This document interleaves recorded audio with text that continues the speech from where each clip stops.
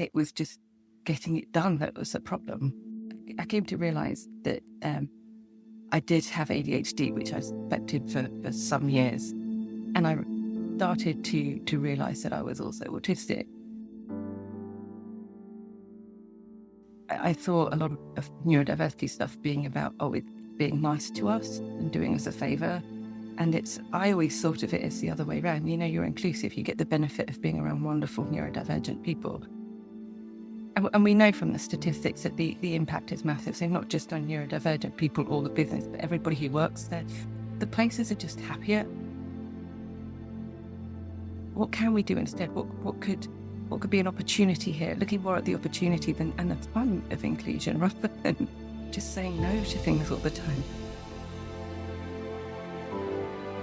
And I think if we're going to educate people about neurodiversity, we need to have space for you to say anything.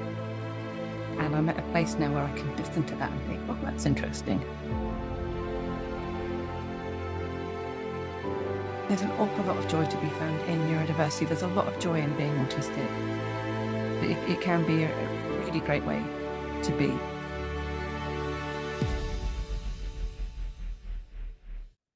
Hey, welcome to the Leaders Podcast with me, Laura MacDonald, the leadership coach and mentor. Come with me as I explore the elements of leadership that give leaders like you the power and confidence to make the impact you know you can.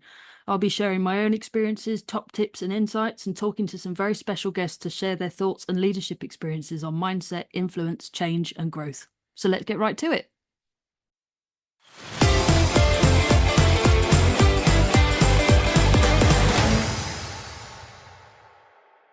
My next guest has some fantastic insights on how we can really approach neurodiversity. I'm pleased to welcome Rachel Morgan-Trimmer, founder of Firebird, international keynote and TEDx speaker, and author of How to Be Autistic. Welcome to the Leaders Podcast, Rachel. Thank you so much for having me, Laura. No problem at all.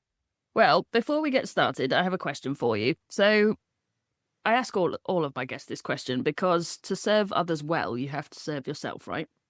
So my question is, what have you done to serve yourself in the last 24 hours? I love that question because it's so focused and it encourages to think about what we're doing, all the time, not the last week or the last month or the last year. In the last 24 hours, do you know what I did? I went to a networking event that I didn't really want to go to. And I find it so hard sometimes, as many neurodivergent people do, just to leave the house, especially to go somewhere where you've never been before, to meet people you've never met before.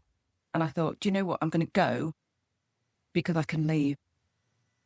If I don't go at all, I won't know and I might miss out. But if I go and I hate it, I can leave and go to the fairly nearby Indian street food emporium to get myself some dinner.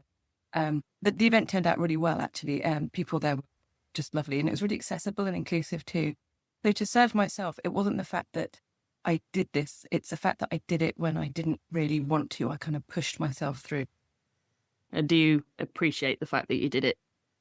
Yeah, I'm proud of myself for because I've created opportunities by going, but it's more the fact that I kind of got over the hump because the hump wasn't going to the event, the hump was getting out the door. And once I did that, and once I'd done it, I was all right. That's amazing. I mean, yeah, generally speaking, networking events are quite a challenge for a lot of people anyway. I mean, as far as I know, I'm neurotypical and I don't like them. So, but getting out of the door, like you say, it can be a real struggle some days. And just it really can. And it took me a while to recognise that was the issue, because once I'm out of the door, but no matter where I'm going, if it's to the gym, it's for a walk or whatever, unless there's a schedule, like if I have to pick up my kids or something, very hard sometimes just to leave the house. But once I recognised it was getting out the door that was a problem, once I'm out, I'm okay. Obviously, could think, well, I'm outside now, I've got my shoes up, I might as well go. That makes me feel like it's something that is doable, because you boil down the activity into something really small, just being outside the door. And having learned that, it's been really helpful to me to help me do the things that I want to do, and to do some things that might be challenging but ultimately will pay off, like the networking event I went to. Absolutely. Well, You have had quite a journey with neurodiversity in particular, but your career as well. So how did you get here? How did you get to the place of, founder of your own company and TEDx speaker and author and all the other things that you've done? But I think like a lot of things, it was a long journey. I actually set up my first business when I was 30. I had a real job and I quit it and I went traveling around the world, which was absolutely so much fun. And if people have the resources to do it and want to do it, I would highly recommend that. Great learning experience, great for your confidence, and great for your health too, because you have to tote a backpack everywhere and walk a lot. When I came back, I wanted to set up my own company. Well, I've been wanting to set up my own company for ages, but I didn't have any ideas. I'd didn't know how to do it. And I'd gone from working for a larger company to a smaller company. And when I worked for a smaller company, I realized that running your own company wasn't as complicated as people made it out to be. So I set up my company. I literally had a computer and a printer. I had a fax machine because people were still using them then. And it was in a cupboard under the stairs. And the fax machine was on a pile of boxes. And every time a fax came through, it would wobble. But you don't have to have a load of stuff to set up a business. You can just go ahead and do it with what you have. So I ran that for about 15 years. And I struggled a lot running this business. I had a lot of mental health issues. I had a lot of challenges with motivation, which I know is something you're very keen on addressing yourself. A lot of challenges with task initiation, getting things done, prioritizing. I could do the work. It was just getting it done that was a problem. Getting it started, getting it finished, organizing, knowing what to do next. And I came to realize that I did have ADHD, which I suspected for some years. And I started to realize that I was also autistic. And it wasn't until I met a coach that I realized that I really did have ADHD and this was the problem. I had been telling myself that I was lazy and stupid and all of these things that we do tell ourselves. And the coach that I met was the first person I said, I think I've got ADHD. And she just went, yeah, of course you have. And it was really validating. And I had spent all those years trying to do things the same way as other people did them.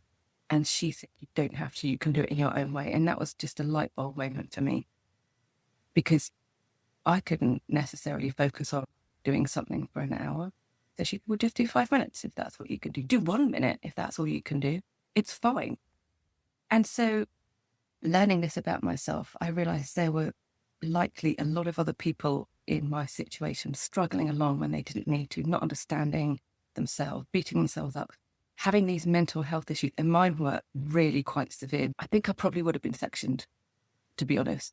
But the reason I wasn't is because I didn't tell people. And a lot of people in those situations, we don't tell people how bad it is because of the fear. We fear what people think of us, what's going to happen to my business. Am I going to get put into a hospital and have my freedoms taken away and all of this stuff? So when I say, I'm describing that to indicate how severe my mental health was, partly as a result of trying to do a stressful job whilst being undiagnosed. And then when I got the clarity, my mental health recovered and so on, partly as a result of very good therapy, I found that I really wanted to help other people in this situation. I wanted people to not have to suffer the way I did. I thought, what's the point of going through all that if I can't use that experience to help people? So I started it very gradually building my business. I didn't really know what to do with it. I just knew I wanted to help. So it was a lot of kind of working it out. I did broad accessibility stuff at first. I tried to do one-to-one. I tried to do coaching. I'm terrible at it. I realized I didn't want to do one-to-one. And I realized if I did corporate training and if I did conference speaking, then I could reach a lot more people and help a lot more people. So that's what I ended up doing. And I absolutely love my job. I'm really, really lucky. I work the way I need to. The people who work with me, I can treat them the way I wish I had been treated back when I had a normal job. So things like writing the book was another opportunity to help people. The book is How to Be Autistic. You can actually download free if you don't want to buy the copy from howtobeautistic.com. Because again, I met so many people who were in my position who'd been late diagnosed with autism and didn't know what to do next. So I wrote it as a guide, and it is a how-to guide. What do I do? Learn to be authentic, tell people, research autism, find your tribe, stuff like that. And then, of course, there was the TEDx talk, which I just had the idea about. I thought a lot of neurodiversity stuff being about, it's being nice to us and doing us a favor. And I always thought of it as the other way around. You're inclusive, you get the benefit of being around wonderful neurodivergent people. So that's what I pitched the talk about. And I did the TEDx talk, and now I'm on the TEDx speaker support team, which I've been doing I did it for the last TEDx event, and I'm doing it for this one, which again, I really, really enjoy. I don't do a lot of big team stuff, and it's really nice for me to not be the person in charge for once, because I don't have to make the decisions, which sounds odd. I do love the autonomy of running my own business, but it's nice to just have a break from that. And the other thing that I did fairly recently was I founded AuDHD Day. AuDHD is where somebody has autism and ADHD, which are on the surface, two quite different conditions. There wasn't really any awareness around ADHD. With people who knew they had it, there wasn't a lot of support. There are a lot of difficulties that come with the condition, especially when you've been undiagnosed or you've had a monodiagnosis, which is when you've been diagnosed with one of those conditions but not the other one. So you think you have the understanding of yourself, but you don't, which can be quite a challenge, quite a problem for some people. So I founded AuDHD Day to just raise awareness of the condition and give people the opportunity to share their experiences, share their story. And we had a lot of people contribute to our Substack on AuDHD, which was brilliant. And we're actually considering expanding it to a week because there was so much interest in it, which is great. I feel really privileged to be able to help people share their story, share their challenges, things like that. Definitely. And I think it's really important that you taken a different perspective on this. Like you said, that it's not about people being kind to you or generous to you and you should just be a little bit grateful. It's actually about the other way around to a large extent, that we should be actually really benefiting from being around all these neurodivergent people who are thinking in different ways about different things. And we all have our advantages, and that's yours. Yeah, absolutely. I actually find it quite patronizing when people say, there's some of the attitude where they think we are less than. We do have challenges. There are things that we can't do that other people can, which is the same for everybody. But I find it just a little bit patronizing when people go, you need to be inclusive to be nice to these people and so on. And I know there are people within neurodiversity who don't like when we push the business case for inclusion, which is something that I do very strongly. Because I look at autistic, so I look at statistics. We know that inclusion works for business across the board, not just with neurodiversity, with any sort of inclusion, whether it's race, sexuality, gender identity. It just improves your KPIs, no matter which one you're looking at. If you're looking at income, profit, perception of leaders, staff retention, anything like that, you will see improved KPIs across the board when you are inclusive. And some people say, you're just feeding into capitalism and we shouldn't be doing it because, we should be seen as more than just a business asset. But the thing is, when you push that, you're getting neurodivergent people into a job. We know that autistic people in particular are unemployed and underemployed at huge rates. We don't know quite what the statistics are because not everyone's diagnosed, but we know that, they put it around 70, 80% is the statistics I've seen of autistic people who are out of work. And the majority of them do want to work. So my view is that if we can help people get a job where they're supported so they're not stressed, that would be brilliant, because it's not just that we want people into work. We want people in work where they're supported and they don't want to leave. Because we hear about dyslexics who are denied software to help them read and write effectively, and they just stress over things when they could, if you were just accepting, they could just chill and do their job better. So everybody benefits. So yeah, that's why we promote the business case for inclusion, partly because my personal view that I want to be valued for what I can bring, and I want other people to be valued for what they can bring. And I want to support those individuals who deserve to have a decent job, deserve to be making an impact on the world. And you don't have to go and work for Captain Capitalism. Go and work for a charity that's actually doing some good in this world, or go and work for a company or an institute that's doing research into preventing and curing diseases. There's loads of good things that you could be doing with this model of promoting the benefits of inclusion. 100%. I think that's a really strong business case. And when there's actually the evidence to back it up as well, to say that any smart business leader that wants to make a bigger profit should do that. Like, it's a simple decision, isn't it? It should be a simple decision. It should be. But when we first spoke about this, you said that inclusivity was a moral decision, one that's about benefiting everybody. So how do you see that this benefits everybody beyond the KPIs?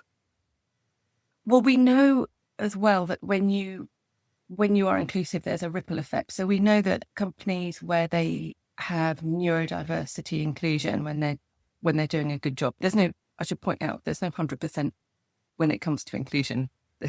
There's this sort of a scale of people doing it well, people not doing it very well, not doing it at all. So we know that when we look at companies that are doing it well, it's not just the neurodivergents who benefit, the neurotypicals do too. We've seen this ripple effect in action. People communicate better, they're clearer. And we know that when you have systemic inclusion, and systemic inclusion is where you change policies and processes to include everyone. For example, if you have an interview process, here's our interview process for the autistic people and here's one for the normal people. You do the same for everybody, but it's autism friendly. And we know, because people have done studies on this, on different aspects of inclusion, we know that when you adapt things for neurodivergent people, they work better for everybody. So everybody does a little bit better or sometimes a great deal better when you adapt these processes. Another example would be flexible working. So you might implement flexible working for autistic people who don't like taking public transport in rush hour because it's too busy, or you might do it for ADHD people who start work at 2 in the afternoon and work till midnight because it suits how their productivity, how their circadian rhythm work. So you put that in maybe for neurodivergent people, but then what about the neurotypical people who might be picking up their kids from nursery and they're late back because there's loads of traffic today? What about the people who have to go and have a blood test or pick up their mum or their nan or their grandfather with a blood test because it's easier than that person getting the bus? What about when you have to stay in because the boiler man is coming and they've given you a window, 8 a.m. to 6 p.m, because they do that, don't they? So it's these little things, but imagine how much less stress that is for everybody when you think, oh, I don't know about this. I'm going to have to ask permission. And if everyone's just relaxed about it because they trust you to get your work done and they know you're going to work better and with less anxiety, when you've got that flexibility, when you've got that understanding and that clear communication, they know you're not skiving up. They know the boiler man gives you a big window of when they're coming because that's how they work. They know you're going to be less stressed if you're not worrying about grandpa getting the bus on his own, all of this stuff. And these tiny little things, you might not think they mean much, but when it's in a workplace and it's a lot of people and it's a lot of things, it makes an absolutely massive difference. And as Brené Brown says, life is made up of little things. And we know from the statistics that the impact is massive. So not just on neurodivergent people or the business, but everybody who works there. The places are just happier. And I've seen that with my work when I go to places and I get the feedback and they go, oh yeah, it's a lot happier. Or, the places where they've implemented inclusion really well and they've had me, for example, to do a lot of training because they really care about it. I've had people say, yeah, this is the best place I've ever worked. And they stay. And they do great work. It's brilliant. It's just nice to see those individuals. It's almost like you can see a weight off their shoulders sometimes because they just don't have to pretend anymore. They're not anxious anymore. And you find that with neurotypical and neurodivergent alike. Absolutely. It's just that opening of a door, isn't it? To just say, can we do this differently? Makes such a difference. There was one thing I wanted to ask you about, actually. I did think about this after we spoke about doing the podcast, because you'd mentioned the ways that we could sort of flex the people's needs to kind of their sleep patterns, their productivity habits and all this kind of thing. And I thought, about 5 years ago, we had this great big thing that suddenly forced everybody into remote working. And all of a sudden there was a conversation following that when people started going back to work or back to the office or whatever, of a huge number of people saying, well, my job can't be done remotely. Okay, that's understandable. You work on a production line and everybody needs to be there at the same time to make the production line work. That's understandable. But there's plenty of other cases where people have said, well, this kind of flexing, not just with remote working, but like, with all the other things that you just mentioned, can't necessarily be done. What would you say to people who resist it and just say, well, no, we can't possibly? Yeah, good question. Well, the first thing I would say is, can you? Because sometimes people say no because they're afraid. They might not recognize that they're afraid, but I find that fear often underpins some of the resistance to diversity and inclusion. You mentioned opening a door, which is great. Some people see it as opening a floodgate. They're afraid of what's going to happen if they start being flexible, as people are going to skive off, can't do their work. Sometimes those things are not unfounded either. They might have had bad experiences before. And I think we need to recognize that also. So that's one thing. Asking, first of all, can you not do this? Is it really impossible?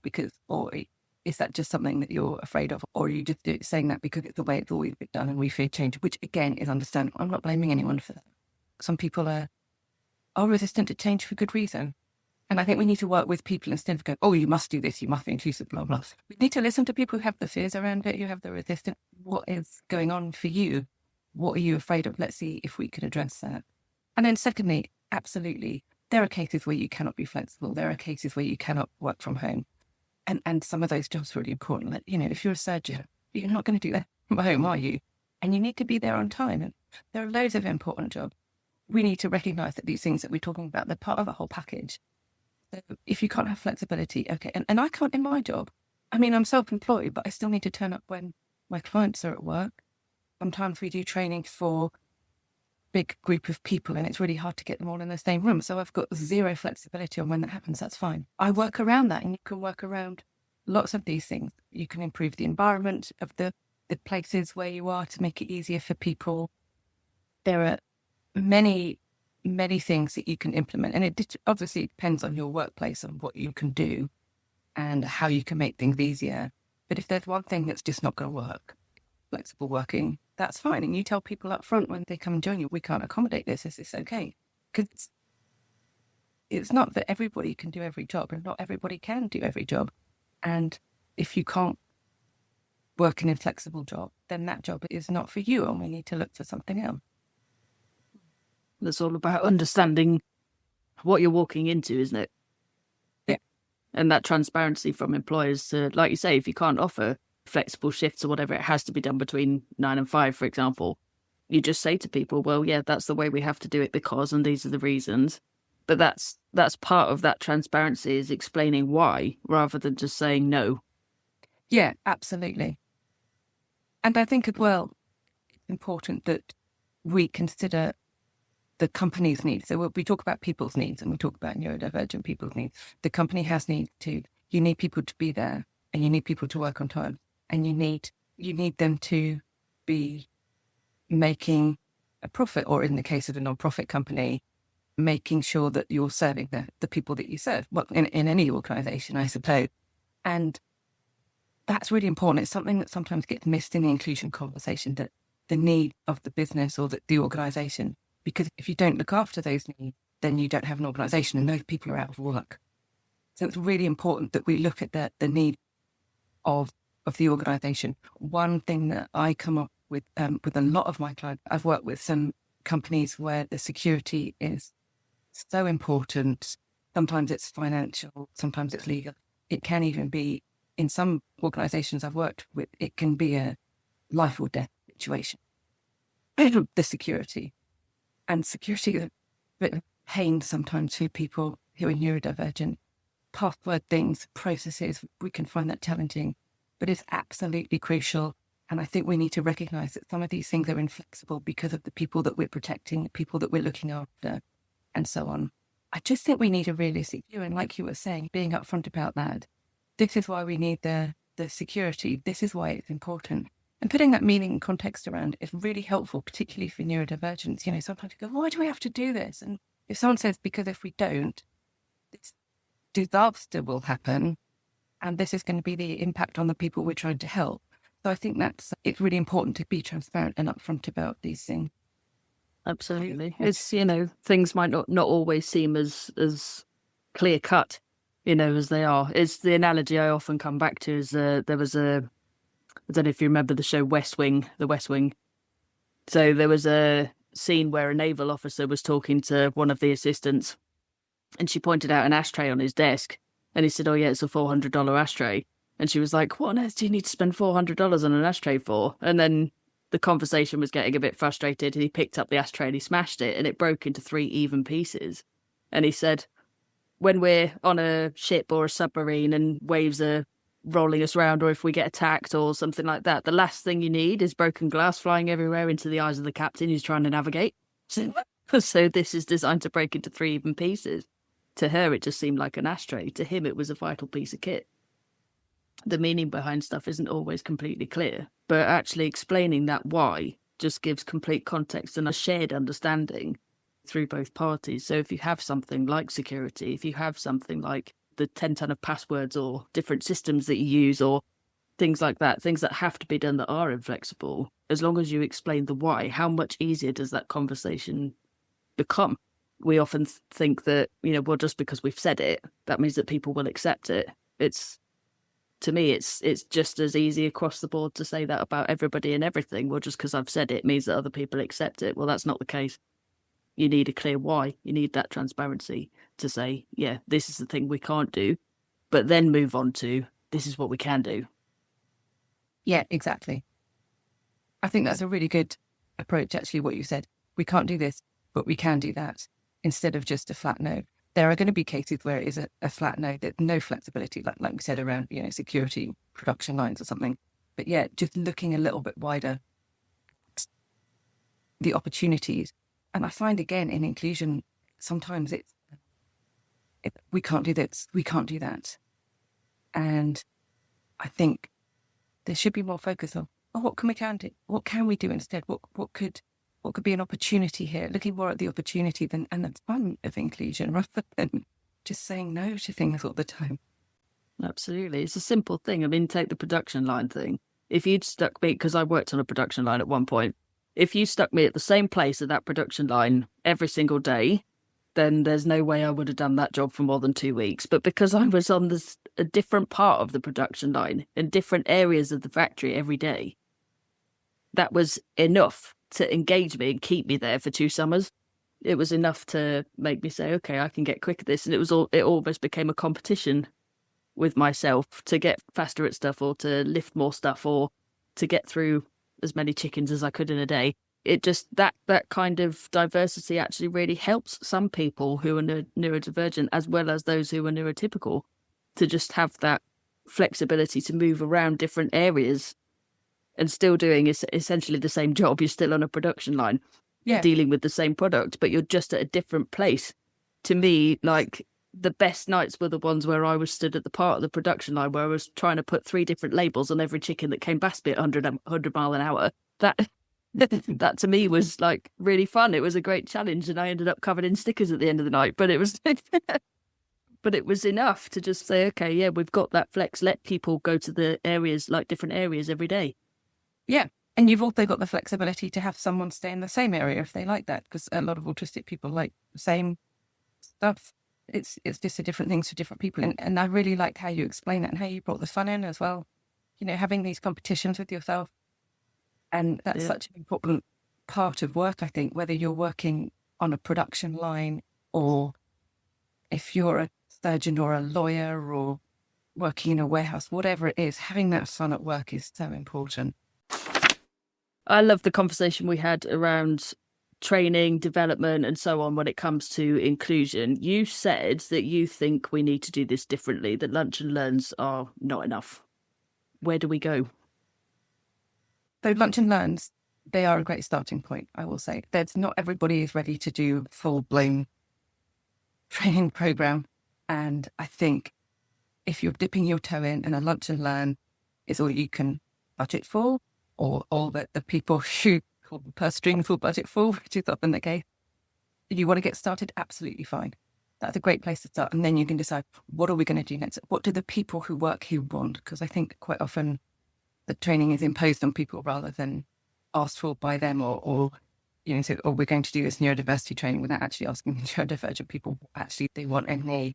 However, having said that, once you've started with your lunch and learn, it's a great opportunity to actually go deeper and learn more about neurodiversity and start to embed practices which are going to benefit your neurodivergent staff. So we do lots of different kinds of training, and we always start off with the understanding, because you can't start making changes unless you've got that understanding of what people need, how they process the world. So we always start with that kind of deep understanding first. And then one of the advantages of that is that people can come up with their own ideas for inclusion, for their own team, for themselves. Because inclusion is not about a list of things that you need to do. It's about, actually, what am I good at? What would be a good thing for me to do? What do I want to do when it comes to inclusion? How can I support my team in the best way using my skills, my talents? And we look at training for managers, and we do training for recruitment, which is really, really important, because we know that doing some changes can really help get talent through the door, not just neurodivergent. We know that neurodivergent friendly processes actually help diversity across the board. So if you don't have enough of a particular marginalised group in your workplace, neurodiversity is absolutely the place to start, because you're going to get many more people through the door. There's a lot you can do, but it needs to be tailored for what your organisation wants and needs. There's no point having a process where you're learning things aren't going to suit you, or that's not tailored to what you and your team need. Because, I know a lot about neurodiversity. I don't know your team. I don't know what they're like, what they need. I don't know you very well. I need to explain to you. I think what we try and do is empower people, because, like I mentioned, people are scared of neurodiversity. And some people, they're afraid of offending or doing it wrong, which is nice in a way, because it comes from a place of caring. But we want to empower people so they can go off and go, oh, I can do this, I can do that, I can give that a go. It might not work, and that's absolutely fine, because at least we're trying. If it doesn't work, we can try something else. I think that's the important thing, isn't it? Is the attitude towards just trying it. And that kind of leads on to something else you said, which was that the wanting is 90% of the way there. Yeah. I say frequently, I can teach you anything you want to know about neurodiversity, but I can't teach you to care. Because if people don't care, there is a limit as to how far this is going to go. You're not going to be able to embed it quite well. You can make some changes, but it's not really going to work unless you actually care about neurodiversity. And that, of course, my clients are self-selecting because you care, otherwise they wouldn't be hiring me, which is such a lovely part of my job, because I just get to work with best people. So talented, so compassionate, really curious, eager to learn.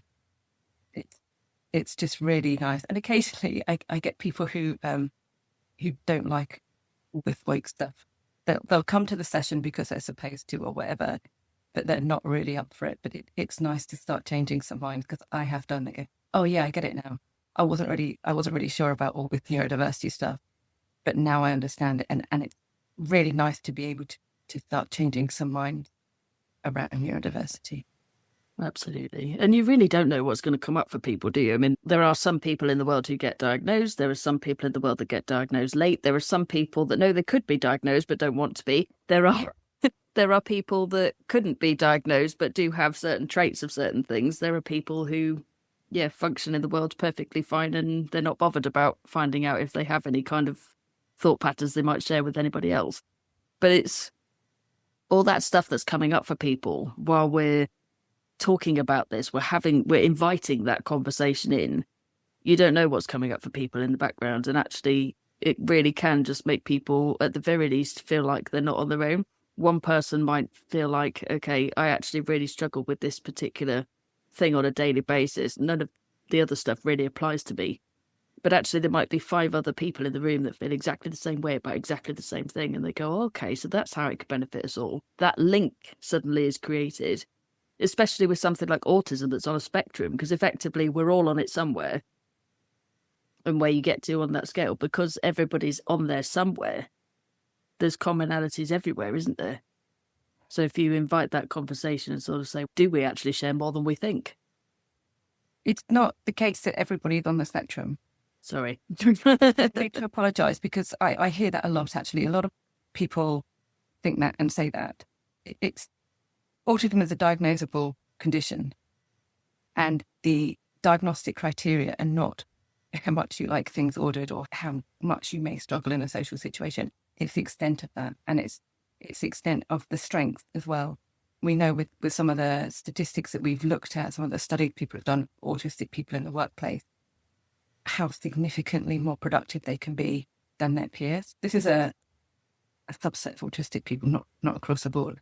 But when they've compared this group of autistic people to neurotypical people, they've been significantly more productive. They have onboarded significantly faster because they can learn very quickly.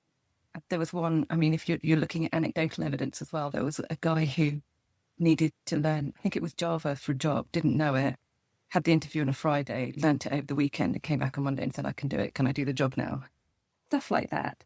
So when we talk about everybody being on the spectrum, it's technically not correct because it is a diagnosable condition. It's like saying, everybody's a bit pregnant or something. Is it you are autistic or you're not?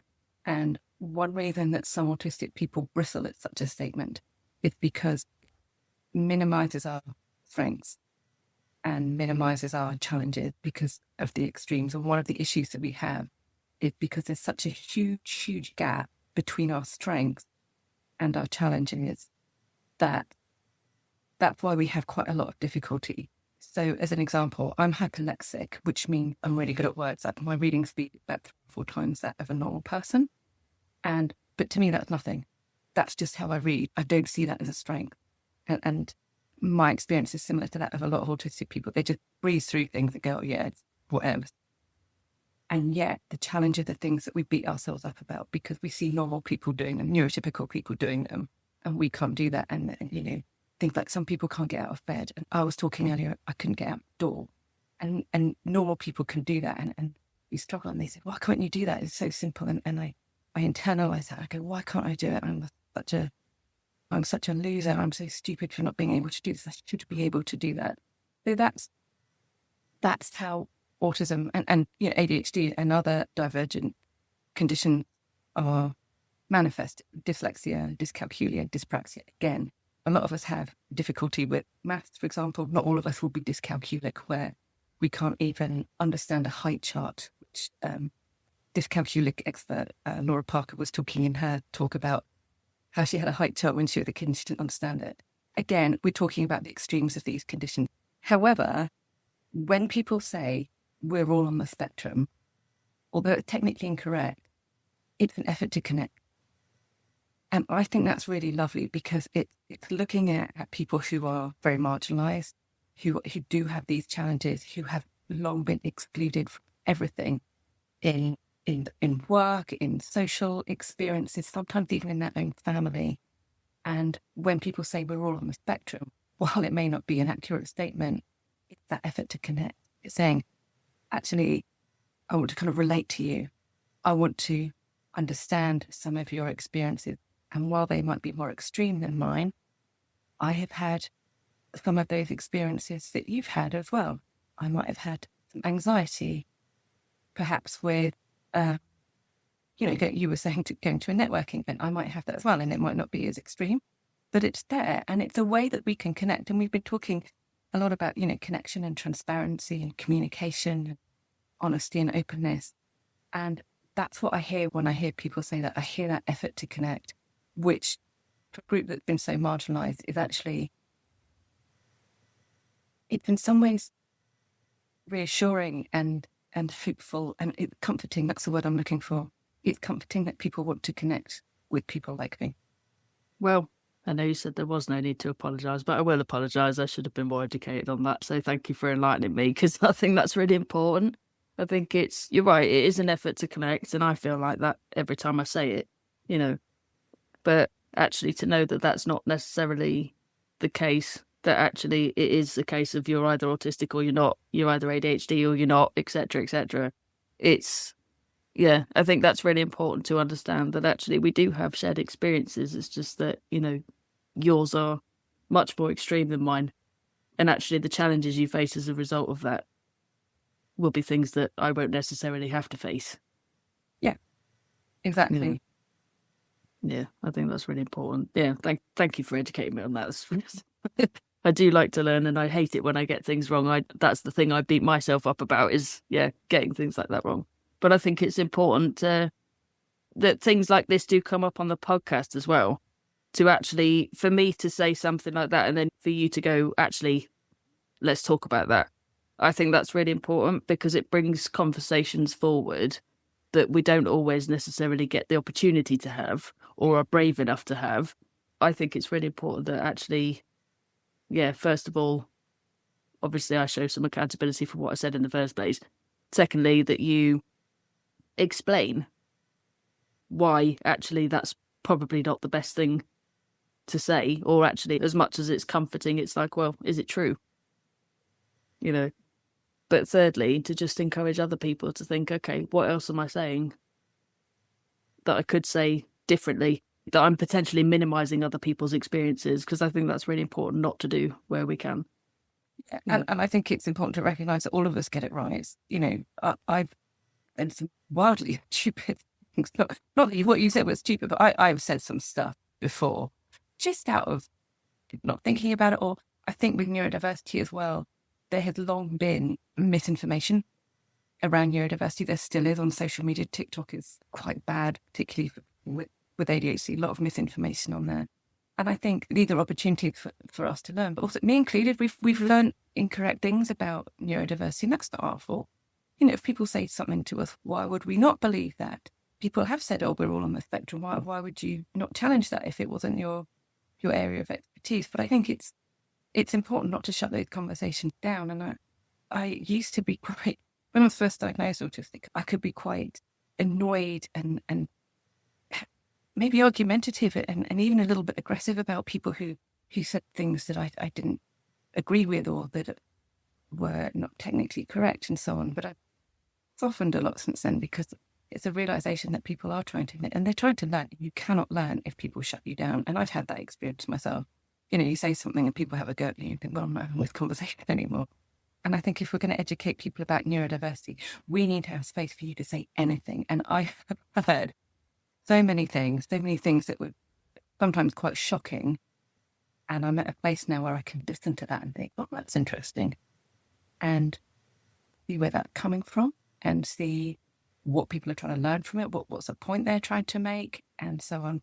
And it's been really nice for me to be able to, partly to create that space, because a lot of people are too afraid to talk about neurodiversity, terrified of saying the wrong thing or whatever. And I love creating that space where they can say literally anything. And it's an opportunity for me to learn as well, because in my world, in neurodiversity, a lot of us know a lot of things, and we're sometimes not aware of the level of knowledge or the opinions or the myths that are outside that people still believe and that people still hold. And it's very educational for me because it helps me tailor my work a bit better. What's the level of knowledge that I'm looking at here? What people could not know that would be useful for them to know? Again, not necessarily about me. What would be helpful for them? What is the role of leaders in all this, and how do they build that culture where everyone's willing to understand everyone better?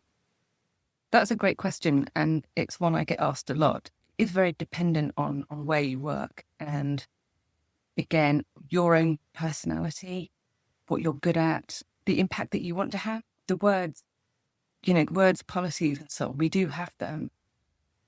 But one thing that works more effectively than that is when you model behaviour. So I've been to so many places where they said, you can do this, you can do that, but you can't. You don't feel that you can. You can, people will say, oh, you can say anything. And then you say something and they just stare at you. Why are you saying that? And it's quite challenging. And, oh, you can take a break when you want. Can you, though? If no one else is, then they're going to ask you about it or whatever. Or what if you take loads of breaks? It's always a bit awkward. It's a bit uncomfortable. So modeling behaviour is really, really powerful because it's demonstrating that you can do the thing. And if you are a leader, you are in a perfect position to model behaviour. So the ways that you can do that, you demonstrate the behaviour that you want to see. So, for example, one of the leaders I was training said she would take a proper lunch break because she wants other people to do that. She knows people work better if they have some time out, if they go for a walk, We know, again, we've got statistics that we know this works. You can't sit in your office and be productive all day. You need to take a break. You need to go for a walk. You need to look at a tree. Again, that genuinely works. And it works better for people with ADHD, which is, I think, is quite interesting. So she does that. And then other things that people can do in terms of modeling behavior. If you are also neurodivergent, if you're a neurodivergent leader, if you're comfortable and able to do so, you can disclose.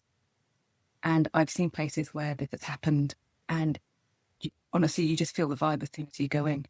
People are relaxed, people feel supported. I went to one organisation, they were a client, and I met the CEO, and the first thing he said to me was, "I'm dyslexic."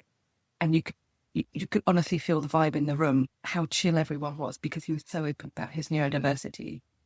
That's another thing you can do, disclose if you're able to. And if you're not neurodivergent, you can still talk about the things that you might find challenging and the things that you're good at. It's not just about challenges, it's also about strength. So things like you perhaps might feel overwhelmed today because you've got a lot on, and just sharing it's okay to feel overwhelmed. Or what about perhaps you've struggled with anxiety, and if you feel comfortable sharing that. Or just even one little thing that you find difficult, if somebody with ADHD is saying, "I'm really struggling to prioritize." Oh yes, I also struggle to prioritize when I've got a lot on. Here's something that's helped me. This might help you. So that modeling behavior, demonstrating the behavior that you want to see, and disclosing if you can, and then being authentic about your own challenges and your own strengths is really, really good at building that culture. It encourages proactive disclosure, which we don't have enough of. Most of the disclosure that we're seeing, for a start, most people aren't disclosing at work. Lots of different statistics around that. They're all showing that it's a minority who are disclosing. When they disclose, it's often reactive. So they're disclosing as a result of something that's happened rather than proactively. Proactive disclosure is much better. We've seen that it's happened during our training sessions, which is brilliant. And people cry because it's the first time they've been able to share that. And it just, the support they've received is just absolutely wonderful to see, because they know, because the company's investing in neurodiversity training, because they're serious about inclusion, that's when people can disclose, and then they get the support that they need. So having that culture where you're modeling behavior, investing in training or other forms of inclusion is how you can start building that inclusive culture, making people feel psychologically safe rather than just writing it. And I mentioned as well systemic inclusion. So people like me often feel stigmatized around inclusion, where we have things just for us because we're special, and we're treated like we're a bit sick. And I've heard that from other neurodivergent people, especially dyslexics, that they've always been treated as that they're less than others, that they're a bit stupid, or they're a bit weird, or they're, they can't, incapable, things like that. This is all stuff that we've heard, stuff that we've internalized. So when you go, "Oh, here's your special thing because frankly you're a bit of an idiot," how does that make us feel? So as an example, I was at a meeting that was an hour and a half long, which was a struggle. And I said to the guy before we had the meeting, "I'm going to need a break." And then halfway through the meeting, he said, "Rachel needs a break now, so we're going to take a break." Do you really? No. You put the break. I shouldn't have even had to ask for that. You put the breaks in anyway. You preempt people's needs. You put them in for everyone. You don't have to take a break if you don't want one, or if you don't need one. But just putting that stuff in anyway. The recruitment process, you don't have the special process for the special needs people. You have the same process for everyone. We know it works. We know it works better for everybody. We know it helps inclusion across the board. So having that systemic inclusion not only helps everybody, but it reduces the stigma. And if people don't need stuff, so for example, I mentioned dyslexics who may struggle with reading and writing and might need some kind of technology to help them with those things. If they need to produce things that are grammatically correct and spelled conventionally, they might not need to be. You might not worry about spelling if it's internal. They're putting things out to the public or clients. It needs to be as good as it can be. Having those tools available can really help them. But you don't say, "Oh, you're dyslexic, your spelling is terrible, here are the things to help you." No, you just put that available for everyone. So you tell everyone this is available. People who don't need it aren't going to use it. I think that's really important to note. People aren't going to take stuff. On the whole, neurodivergent people are not going to take stuff that we don't need, because why would we? And I've seen that in my own like when people have said, here are some things that we can do, I go, well, I'll need 1, 2, maybe 3 would be useful. The rest of it, I don't need that. Thank you. And everybody is different. So if you put out these things where, you've got options, people can choose them or not as they wish. And it's one of the best things about it is efficient. It's cheap because you have this systemic inclusion. So you're not tinkering about with doing, it's time consuming to tailor things, but then you're allowing people, you're giving them the opportunity to tailor those things for themselves. And so we don't have to ask for things necessarily. I know someone who needed a different chair because dyspraxics, they like a chair that's comfortable and going to help them. They had to fill in, I think, 3 different forms for a chair. And why don't you have chair options and then you just pick the chair that you want, for example? Why are we making these processes so difficult? Because again, someone's got to sort out those forms. That's time consuming, that's more expensive. The systemic inclusion and where you're giving people options is cheaper, it's less stigmatizing, and it helps build that culture where everyone has different needs, different challenges, different strengths, and everyone can be supported in the way that they need. I can't remember what program it was I was watching. I think it was something to do with understanding ADHD, and there was an example of an office layout that you could have. So it was a mix of isolated desks that were kind of boxed in quiet spaces, and then you had open office and cubicles with glass walls and stuff like that. So there was a mix of different working spaces so people could choose where they wanted to work every day. There was no, this is my desk and that's where I sit. And even that in itself, giving people the opportunity to choose where to sit in an office, it serves so many people. I mean, the isolation cubicle might actually be very helpful for people who need a bit more quiet in order to be able to focus because of neurodivergency, but they also serve people like me, introverts. I need quiet time. Yes. I'm not going to work in a busy office all day, every day. I can't function to that level anymore. I need some space in the day that's just quiet and focused, and actually those things would be really helpful for me too. Absolutely. So like you say, it's offering it out to everybody so that it's not like a special case. That Exactly. Actually it's something that's available to all. George Musser, who's a writer and editor for New Scientist, he calls that a spectrum of space. And you're right, it works really well for everybody, and you can choose things, and it's also important to remember we all have different tasks, and sometimes we need quiet space and sometimes we need louder space. And with neurodiversity, particularly something like autism, that's considered a dynamic disability, so it changes day by day. So some days you might want to be quiet, some days louder. And it's also recognizing that often when we talk about neurodiversity, particularly with autism, we think we need quiet all the time and less stress and all of this, but actually buzz is really important too. Regulation doesn't mean being quiet all the time and dark and everything being soft. It also means matching your energy to the task. Because sometimes we need that buzz if we want to have that energy, if we're creating, if we're excited about a project, which is really important.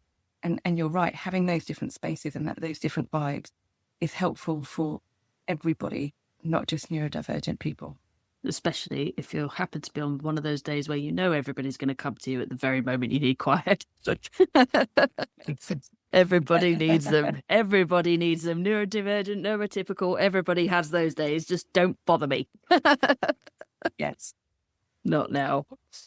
What are some of the other resources employers don't always know exist or gain access to that could really benefit them in this area? Well, one of them is access to work. Access to work is currently a big problem because people aren't getting the grants that they need. Access to work is a government grant for any disabled person to apply for what they need in their job. So it could be an interpreter if you're deaf, for example. For neurodivergent people, it can pay for training. Most often it pays for something like a job coach or a PA, lots of different things. It used to work reasonably well. At the moment, it doesn't work very well because there are delays, they're cutting back. However, it is still there. So employers should know that it exists so it can pay for some of the things that might help neurodivergent people in work. It might take a while to get through. So if it's something that's going to be of use to you, it's something that you should apply for sooner rather than later because of the current delays. That's a really good one. There are various resource groups for employers for neurodiversity.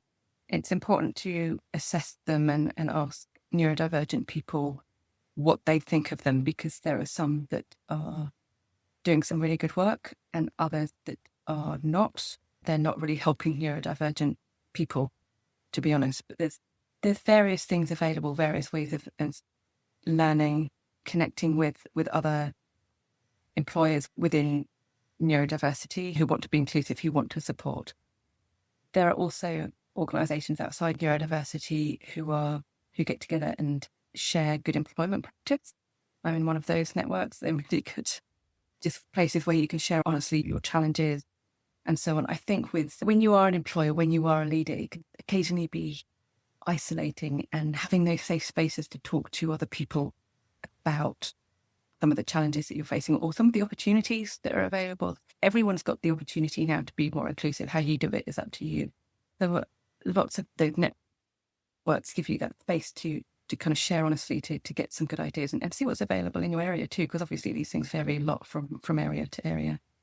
I know there's obviously a bit of diversity in the way that, for example, councils and local charities and all this kind of stuff, what they do obviously is based on their funding, where they see the largest problems in their area, all that kind of thing. So there's lots of things available in there as well. Access to work is obviously one I've recommended to people for years, but it's shocking like how many people still don't try. Like, even if they know it's there, they're kind of like, no, I'm right. It's like, but that's employers and employees with needs alike. Yeah, because you have to have for the employer, it has to be for a specific employee to help them in work. The process is different depending on how you, if you're employer or employee, but I can't remember off the top of my head because I have it myself, but I'm self-employed, so mine was a little bit different. I definitely encourage people to apply, because even if you're turned down, if at least it's something that you can give it a shot, and if you are turned down for whatever reason, it's an opportunity to then get something in.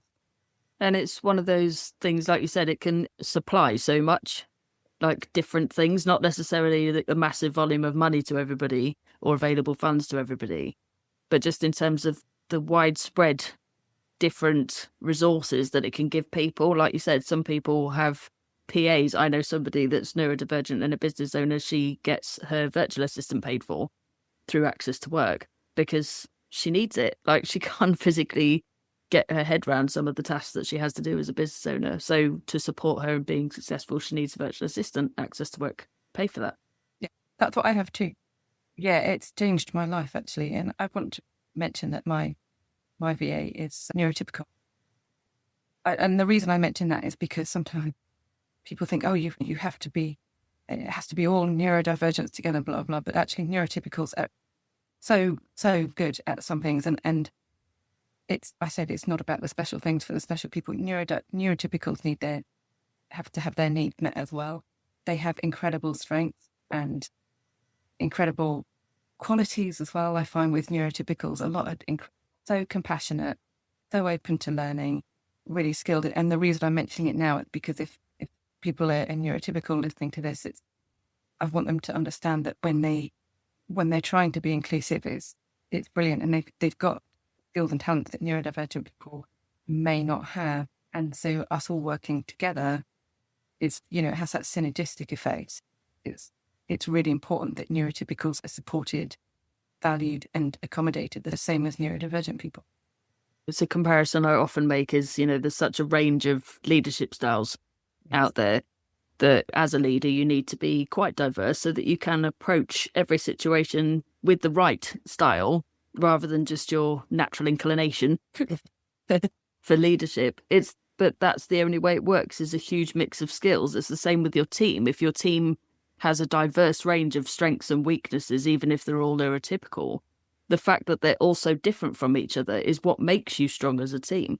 And it's the same with, neurotypical and neurodivergent. If you've got a mix, actually, you're likely to be stronger as a team because you've got even wider of a perspective on things. You've got even wider of a pool of ideas. You've got even wider skills and strengths and weaknesses that can all be brought to the table and work together to support each other. And actually, like you said, that communication, that collaboration, that feeling of belonging, all of these things are raised because of the fact that you have diversity in your team, not just in terms of neurodiversity, but in terms of other things as well. So if we accept that diversity needs to happen in one set of things, then why can't we accept it across the board?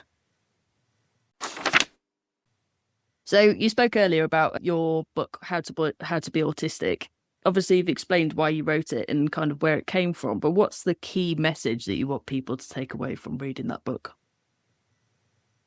That this is who you are. I mean, there's still a lot of stigma around autism. There's still people who don't like being autistic. It's a lot to process when you get diagnosed. There's a lot to unpack. In fact, our illustrator, Jo, she put her favourite illustration to do in the book was the one which we called Unpacking a Crap. It's just like a poo with a face on it in a book. But it does demonstrate that we have a lot of crap to unpack, that us late diagnosed autistic people, all the stuff we went through, all the things that we were told, the mental health issues that the majority of us had had.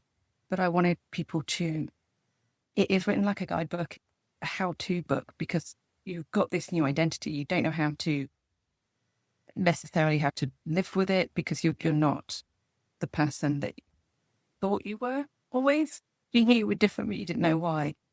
And having this diagnosis can be a massive big deal for a lot of people. So I think that what I wanted was for people to understand that they're fine. It's good for being autistic. Not for everybody, but it can be a good thing. It certainly is for me. I wouldn't wish to be any other way. And they have some joy in it. It's quite a joyful book. A lot of things in neurodiversity they don't come across as particularly joyful. We do have a lot of challenges. I'm not dismissing that, but there's an awful lot of joy to be found in neurodiversity. There's a lot of joy in being autistic. There's a lot of things that bring us joy in ways that we can share that. And I just wanted to bring that to people, that it can be a really great way to be. Yeah. So I hope they get that out of the book. I'm sure a lot of them will. I have yet to read it, but I'm intrigued to read it. I think it was really important to have people like you be able to write books like that, because we go through life just worrying, battering ourselves about all the things, about worrying about how other people see us and what we could have done wrong or why we're different or all this. We batter ourselves daily. And I think it's, whether it's a particular label like autism or any other kind of label out there, because there are millions of them, or whether it's just that actually you just have a certain perception of the world and you would like to carry on that way, or one particular struggle that's temporary and won't last forever. Whatever it is, we need to batter ourselves a lot less and start thinking about what we can do, what we are capable of, and what we do bring to the world. So actually, books like yours, I think, are more important now than ever, because it's so difficult to find yourself, find your identity in such a busy world where nothing ever lets up anymore. There's no space. There's no time for people to think about it. So it's really hard trying to find your identity in the first place. But when you've got that extra challenge of, oh, okay, so something is different and I don't know what, and then you find out what, and you're like, oh God, how do I deal with this? To just have that experience shared, to have those lessons shared, can be so empowering for people and actually helps people live much, much happier lives as a result. The work you do is invaluable, and in a world set up for neurotypicals when so many of us are neurodivergent, you bring a new perspective to how organisations can be inclusive and not have it feel like a weight on their shoulders. If there's a leader in an organisation out there thinking, I could really use her, where can they find you? Well, my website is askfirebird.com. So my company is Firebird and the website's askfirebird.com. So the idea is, you've got questions about neurodiversity, ask Firebird. I think it's come across in our interview that, we don't judge people. Whatever you want to do, we're here to listen. We're here to help you. We want to help you. And the fact that you've reached out is done 90% of of what you need. And you're ahead of the curve as well, because still not enough people, the majority of organizations still aren't taking neurodiversity seriously. They don't think it's important, or they don't really care. So if this is something that even if you're just starting to think about it, that's absolutely brilliant. That's a great place to start. We've all got to start somewhere. And if you started, then more power to you. And if you want us to help you, we will help you in any way that we can. Absolutely. And I'll put that link in the description for the episode as well. So if you want to go and find Rachel, just click on that link and it will take you straight to her website. Rachel, it's been an absolute pleasure talking to you today. Neurodivergency is a bigger conversation every day, and you've certainly opened my eyes to what else we can do, particularly our own perspective shift in how we approach this to make the world a little bit more inclusive. I hope you've enjoyed your guest experience today. Yes, I have. It's been really, really nice. You've asked some brilliant questions. I've really enjoyed the opportunity to kind of get out what I care about, which I don't always do. I'm sometimes too wrapped up in work. But it's been great. Thank you so much for having me today. I've really enjoyed it. Of course, no problem at all. It's been an insightful and empowering conversation. Thank you so much for your time today. Thank you. Until next time, everyone.